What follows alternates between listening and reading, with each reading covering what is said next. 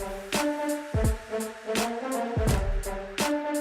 right, welcome back, everybody. This is episode 28, I believe, of Marketing Matters. Marketing Matters is, of course, our weekly web series here at One SEO. I'm Anthony Kane, an SEO strategist here at One SEO. I'm usually joined by our CEO, Lance Bachman, who is being tied up in some meetings that he can't, unfortunately, get out of this week. But we got an awesome guest on this week, Mac Frederick. So, Mac, first and foremost, thank you for coming down, taking some time out of your day. I know you guys, I was talking to Austin, you guys are pretty busy this time of year. It's a good time especially, of year for us. Yeah, but thank you. We appreciate you coming on. Yeah, thanks for having me. And we'll dive into a little bit about your background in a minute. We also have some really cool topics to talk about today. It's going to be awesome to get Mac's perspective. I've been waiting I think we've been going back for a few weeks on trying to get this lined up, but it's working out nicely. Also, it's good to be back. Sorry I was out last week. I had some medical things going on, but I'm good now. So episode 28, we'll dive in. You just see me scoot down to not get sick.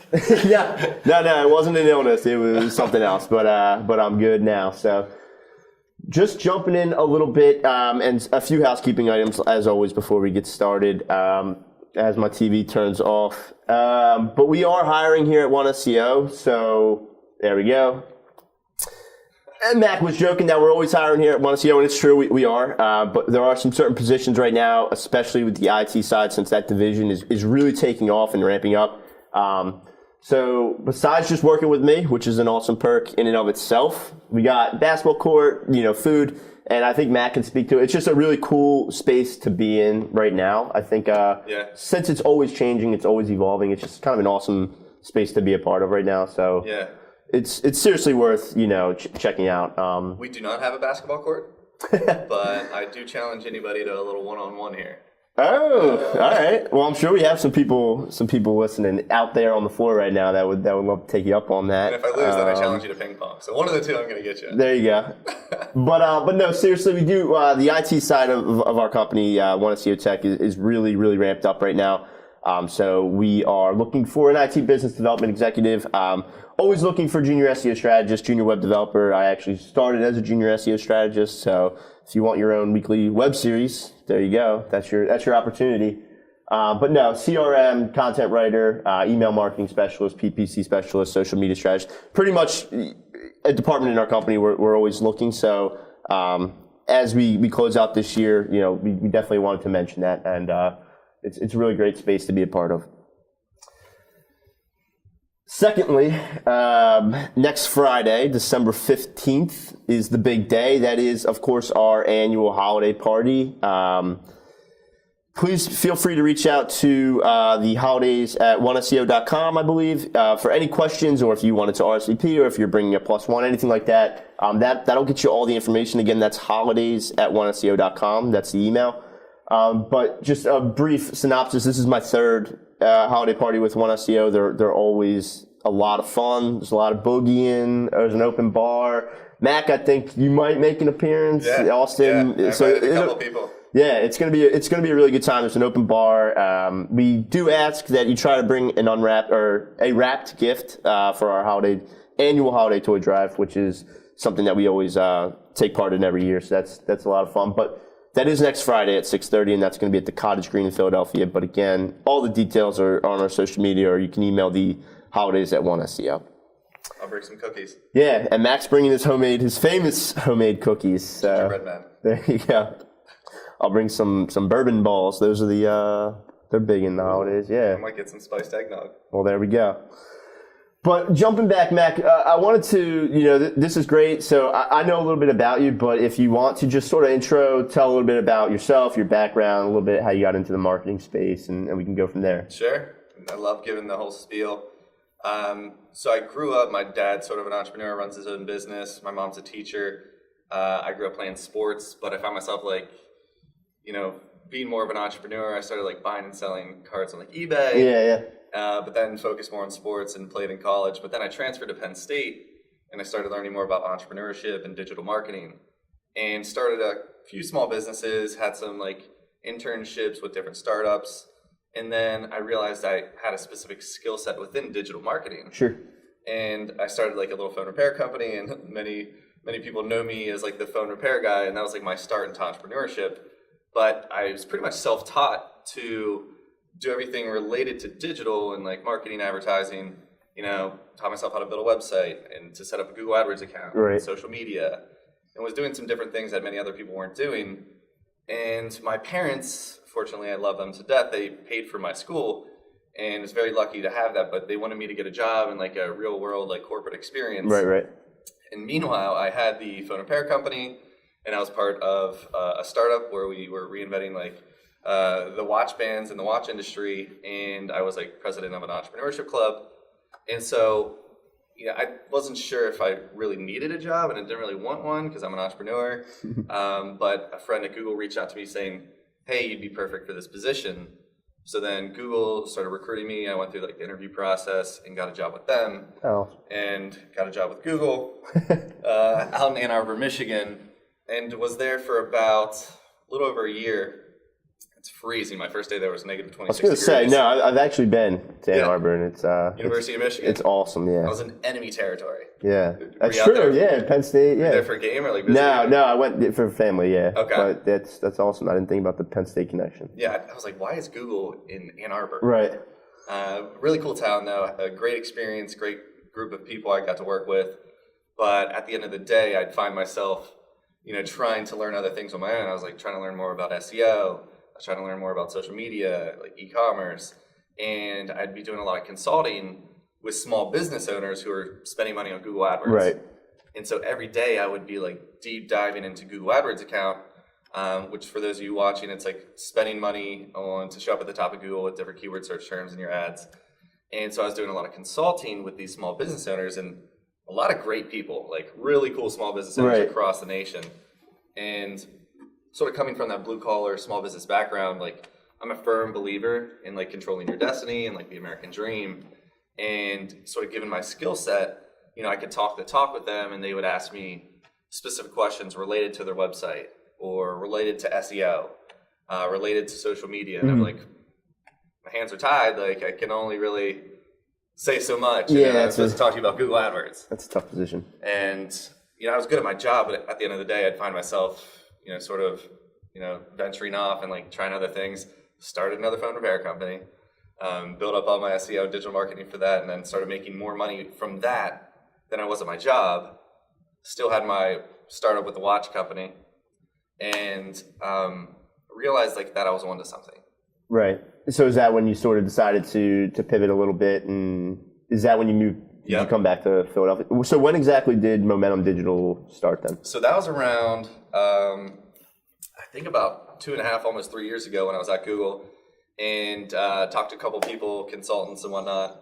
Oh. And special guest. What's going on, everybody? I only got a few minutes. Lance is here. All right. I only got a few minutes to go back. So thanks for coming in, brother. Yeah, absolutely. We got a client in the conference room that actually came in from out of town to see us. But I just want to thank Mac for coming in. I know Anthony has a big show with Mac. And we got some stuff talking lined about up. some different stuff. And Mac's going to tell you. Right here, the legend. Mac's going to tell you about the customer service at Google. You might want to shoot yourself sometimes there, right? But we are hiring. Yes. So I want Anthony to get that in. We mentioned. I just wanted to say hi and make sure everyone knows Mac's a great guy. That's it. You're leaving me already. And next Friday, holiday party. We look forward to seeing you at the holiday party. Mac, thank you, brother. I'm challenging you to a Hey, wait for my wife. He wants one-on-one in basketball. I'll see you guys. All right. So like I said, this can go in any direction at any given moment. That's amazing. Lance is tied up front there. I can vouch for him, but he snuck out for a few minutes. So it's always a nice little appearance. But I know you and him have had a pretty long relationship, so that's good. That's my guy right there. He's a mentor of mine. He knows. I consider myself an entrepreneur, and as does Lance, instead of like an agency owner. And so I'm learning a lot from him, just unrelated to digital marketing. Like he has his hands in a lot of different things. I was just gonna say, he's really kind of. And he's an inspiration of mine as well. Yeah, you're right. Just from a business perspective. But so Momentum is, for those that aren't aware, Momentum Digital, you guys are based in Philadelphia. Yep.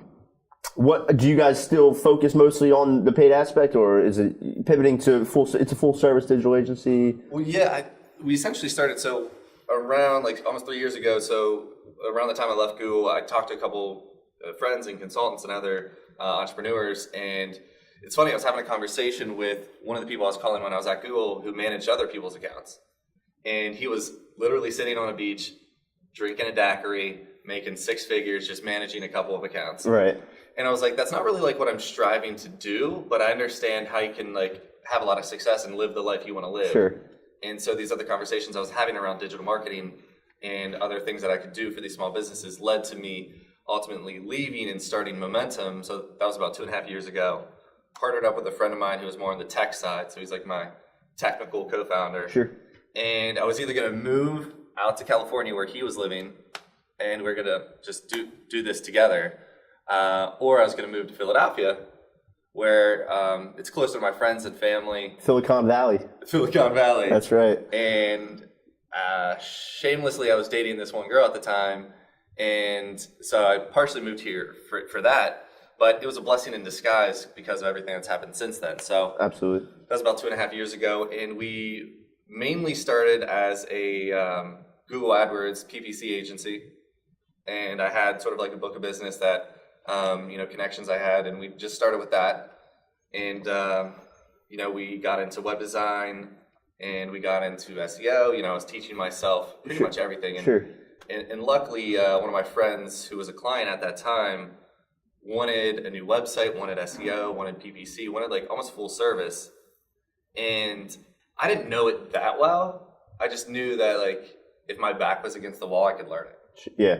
I think that's one of the best positions to be in, though, because Yeah. it kind of forces you to.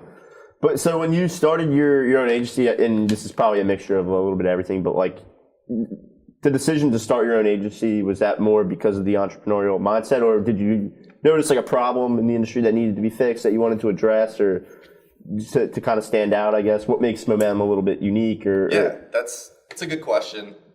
I say it's twofold.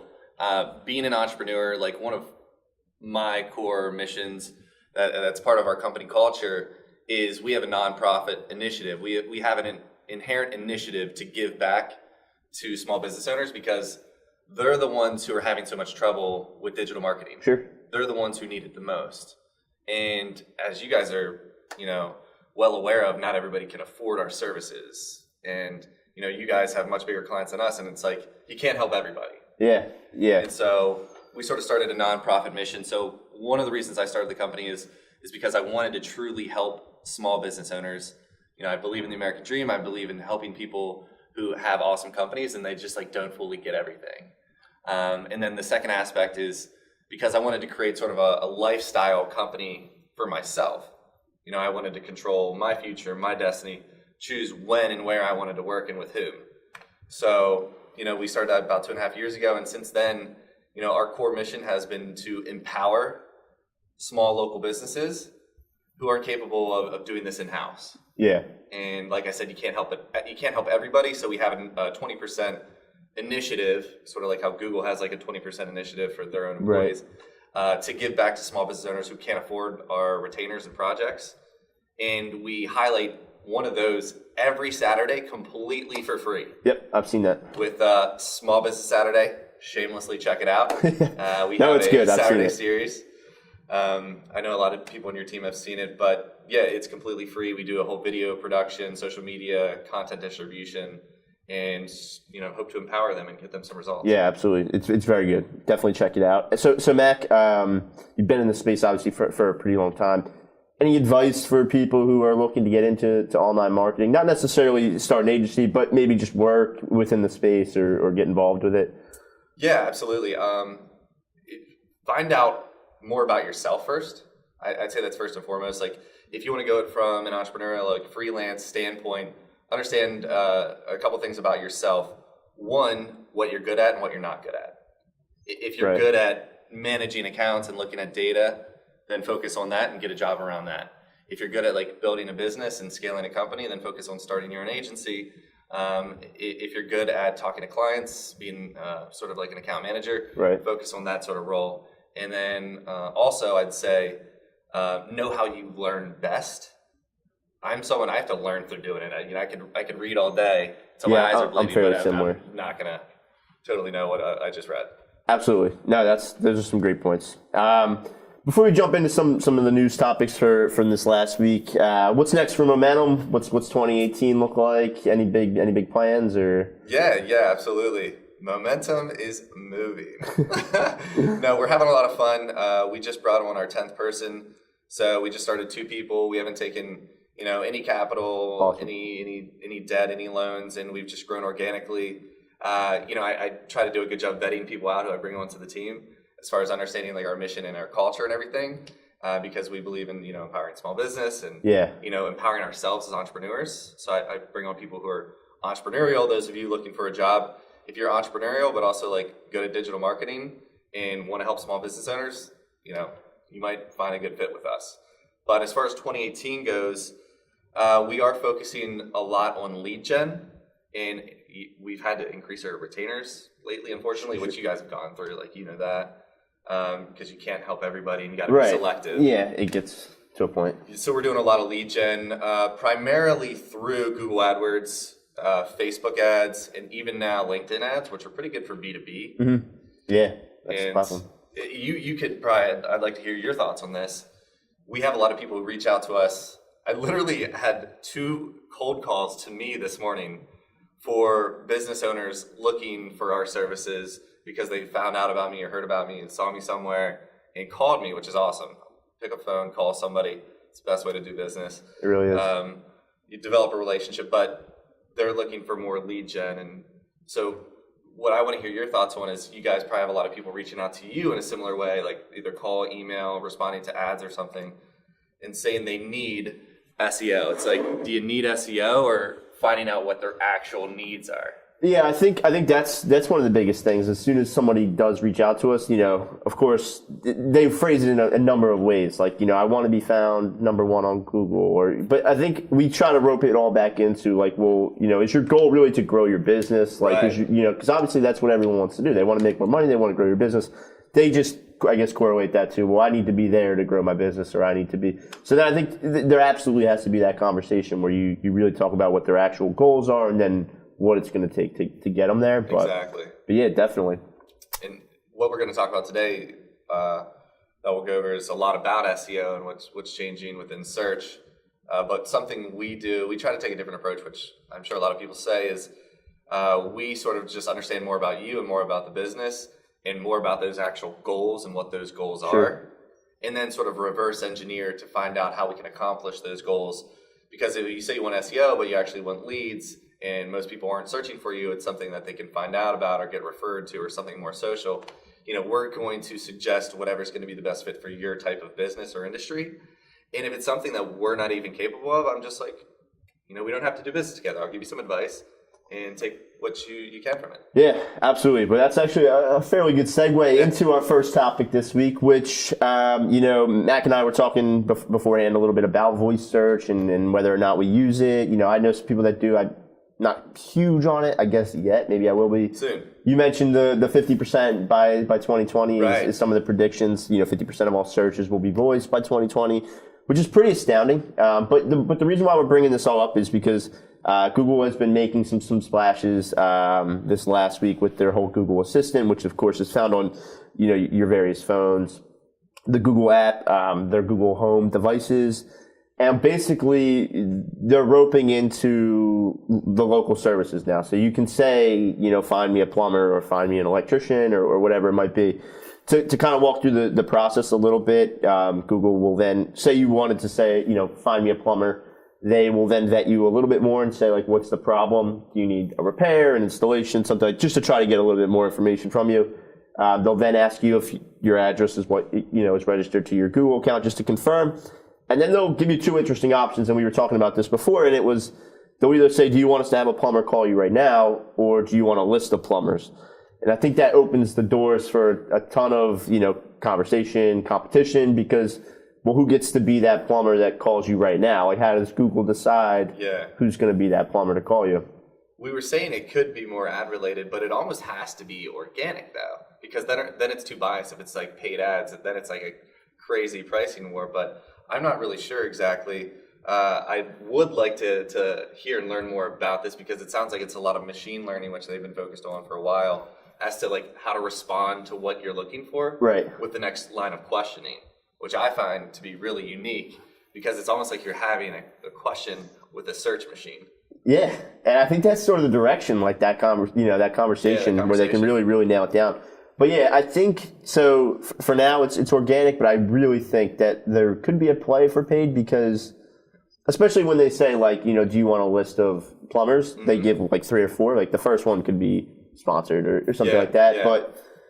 But you have to think that a lot of the factors of how they are choosing the companies come down to like your proximity to the various companies, like which ones are kind of close to you. Right. I'm sure reviews are coming in. I know that they're pulling from the companies that have that Google guarantee that have gone through the criminal background checks and all of that. Right. And then we also saw that they were pulling from like Home Advisor and Porch and things like that, just to because they also have their background checks. But my assumption would be if they're coming out with one sort of curated result as far as their suggestion, that at first I think it would probably be more organic based on someone who fits all the criteria and goes through the background and everything else you're explaining.